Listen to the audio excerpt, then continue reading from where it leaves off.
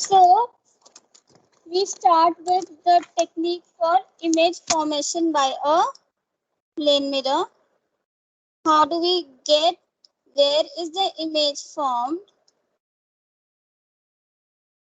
Image formation by a plane mirror through ray diagram.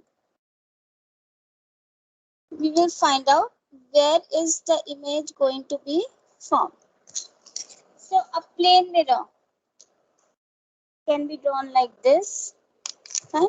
A straight mirror, straight line, and these small lines, they are used to indicate that the silvered side is this one. Okay, then we make an imaginary line perpendicular to the plane of the mirror. So this imaginary line will be called as principal axis. Now on the principal axis, anywhere in front of the mirror, I keep my object. This I have already discussed with you that an object can be is represented as a arrowhead. Fine. Now, as per my last class, can somebody tell me what do we do next? How many rays should I take to get the image?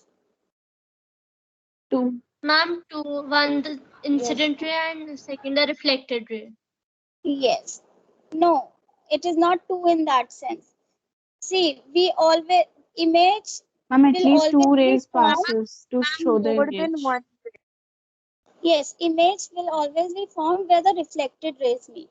Okay, and we need at least two rays because we know that at least two rays have to be there wherever they intersect, because the image formation is the image is formed at the intersection point.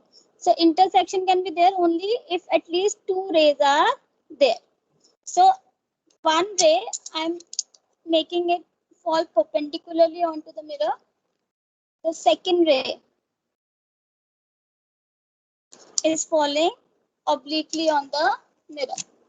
Now both these rays are going to follow the laws of reflection. So consider here, angle of incidence, look here. So if this is my incident ray, this angle between normal and incident ray is called as angle of incidence. So here normal and incident ray are simply coinciding. So can you tell me what would be the angle of incidence? It is like this. Now, if this is your normal and ray is also coming and hitting the mirror like this, so what is the angle of incidence? 90 degrees. Ma'am, 90 degree. 90 degree. अभी Ma'am, मैंने आपको बोला angle of incidence is the angle between incident ray and normal. तो आपकी normal भी यहीं पे है और इंसिडेंट रे भी यहीं पे है. The angle of incidence is 0 degree. ठीक है.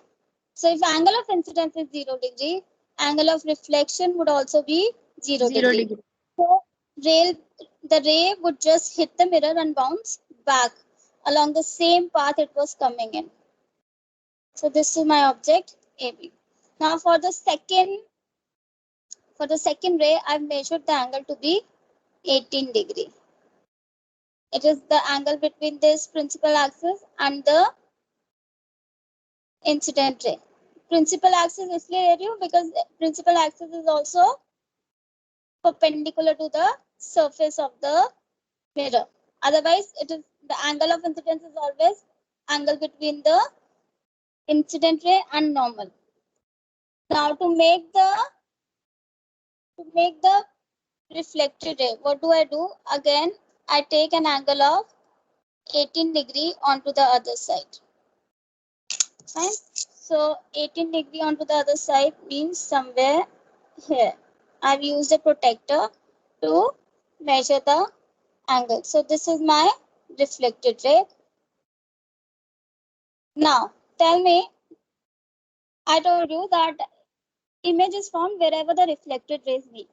So are the reflected rays going to meet anytime in front of the mirror? Yes, ma'am. Okay, where will they meet? Just let me know so that I can mark that point. No, Where ma'am. will they meet? Beta, देखो, if I extend it this way, reflected ray 1 is going here, reflected ray 2 is going here. They are never going to meet. They are diverging away from each other. But if we extend them backward,